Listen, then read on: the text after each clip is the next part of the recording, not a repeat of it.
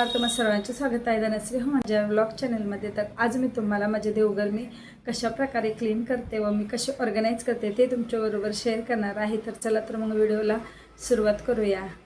या दोघांमुळे मला मंदिर अशा प्रकारे बांधून ठेवावं लागतं, तर हे काय सामान यामध्ये ठेवत नाही। तर आज मी तुम्हाला जे सामान ऑर्गनाईज करणार आहे तर ते दाखवणार आहे। तर खूप दिवस झालं रांगोळ्यांचा डब्बा आणायचा होता, तर तो फायनली आणला व आता सर्व रांगोळ्या आहेत तर त्या व्यवस्थित अशा ऑर्गनाईज करून ठेवणार आहे। कारण रांगोळी काढायची म्हटलं की 2-3 पिशव्या तरी उचलून बाहेर घेऊन जावं लागतात, तर आता तसं होणार नाही। तर अशा प्रकारे रांगोळी सर्व व्यवस्थित अशी ऑर्गनाईज होते व आपल्याला वापरायलाही बरं पडतं।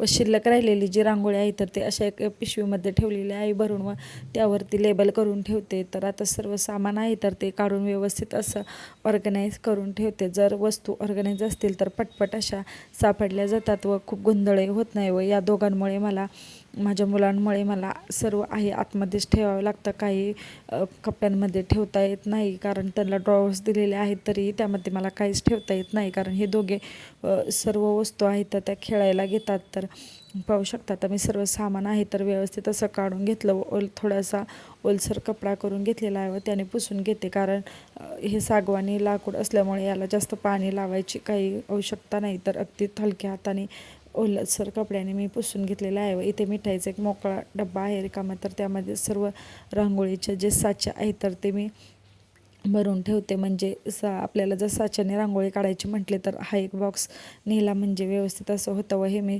मिशोवरून ज्या धूपकांड्या मागवलेल्या आहेत तर त्यासाठी एअरटाईट डब्यामध्ये आता ठेवणार आहे। व हा जो बारका डब्बा आहे तर त्यामध्ये रोज लावायला लागते तर ते ठेवते। खूप छान असा वास आहे, तुम्हाला घ्यायचं असेल तर नक्कीच मला लिंक असं कमेंट करा, नक्की तुम्हाला मी लिंक देते। व राहिलेल्या ज्या आहेत तर त्या थोड्या थोड्या त्याही मी सर्व एका डब्यामध्ये भरून ठेवते, म्हणजे व्यवस्थित असं ऑर्गनाईज होतं व बॉक्समुळे भरपूर असा पसारा होतो। व हे मी जे तुम्हाला दाखवते ती खूप छान अशी धूप आहे तर त्याचा तर एकदम भारी असा वास येतो। तर सर्व एअरटाईट ह्याच्यामध्ये भरून ठेवून लेबलिंग करून ठेवलेलं आहे, म्हणजे पटकन असं सापडलं जातं।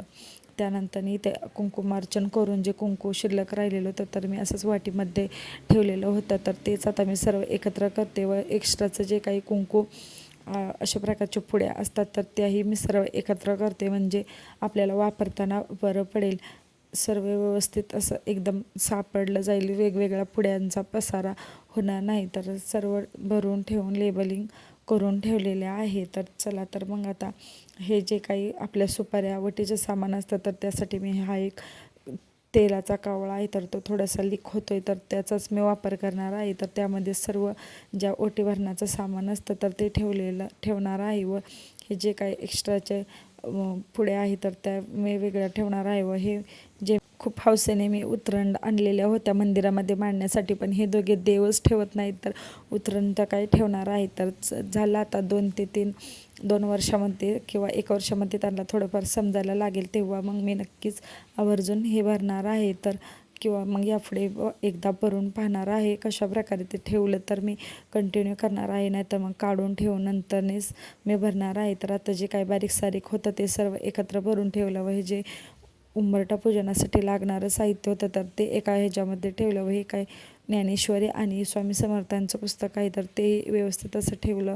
दिवाळीसाठी लागणारे जे काही डेकोरेशनचं साहित्य आहे तर तेही व्यवस्थित पॅक करून ठेवलं। हा एक एक्स्ट्राचा तांब्या आहे पूजेसाठीचा व हे जे काही एक्स्ट्राचं सामान आहे ते सर्व एका याच्यामध्ये बसल्यामुळे भरपूर असा पसारा कमी झालेला आहे। तुम्ही अशाच प्रकारे ऑर्गनाईज करून ठेवू शकता, म्हणजे भरपूर असं सामान मावलं जातं व व्यवस्थितही राहतं व आपल्याला जेव्हा केव्हा लागणार आहे तेव्हा लेबलिंग केलं असेल तर पटकन असं सापडलं जातं। मी तरी आता या पद्धतीनेच ठेवते, कारण याच्या आधी आमच्या जुन्या घरी बारीक देवारा होता तर आता भरपूर असा मोठा देवारा आहे व व्यवस्थित पूजाही मांडता येते। पण या दोघांमुळे मला सारखं मंदिर झाकून ठेवावं लागतं, पण काय हरकत नाही, चल 1 ते 2 वर्षामध्ये सर्व व्यवस्थित असं होऊन छान असं मला मंदिरामध्ये पूजाही व्यवस्थित सर्व मांडता येईल। व तुम्हालाही माझं ऑर्गनायझेशन कसं वाटलं तेही मला नक्की कमेंट करून सांगा।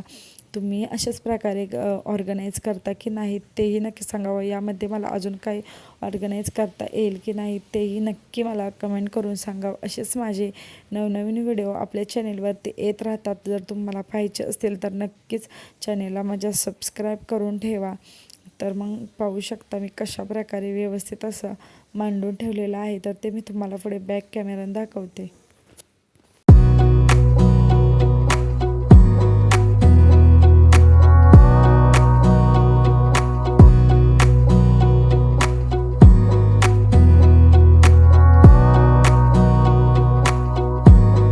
मंदिराच्या वरही धूळ साचलेली असते तर तीही मी स्वच्छ करण्यासाठी घेतलेली आहे व मी थोडंफार सामान मंदिराच्या वरती ठेवते, कारण रोज लागणारं सामानचं खालचं रोज सोडत बसावं लागतं, त्यामुळे मी थोडंसं मांडते.